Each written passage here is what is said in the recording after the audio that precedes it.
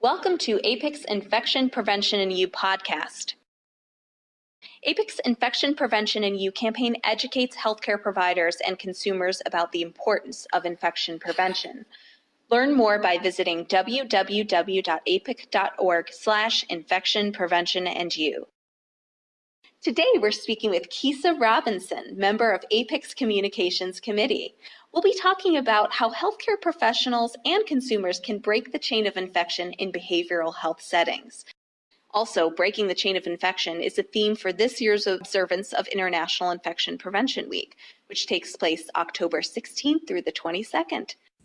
Before we get started, I wanted to provide some background on behavioral health settings.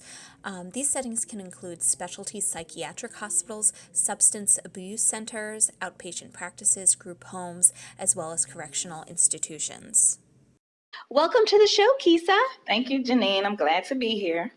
Let's talk about behavioral health and some of the challenges that you see in behavioral health settings. So what are those, and how are they different from those of acute care or other settings? Well, in the behavioral health setting, some of the challenges are safety and security. That is the priority before patient care.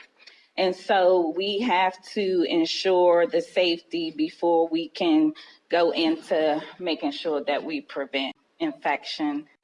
So what are some of the things that the medical staff can do to break the chain of infection? So we emphasize hand hygiene. We emphasize routine cleaning of the units and the cells to prevent things like MRSA. We also have challenges with lice, scabies, and bed bugs. So in order to prevent that on intake, all inmates have to shower and before they go to the unit. So that's one way we break the chain.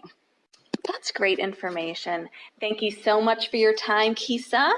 To learn more about Infection Prevention in You and International Infection Prevention Week, visit www.apic.org/infectionpreventioninu. Thanks again.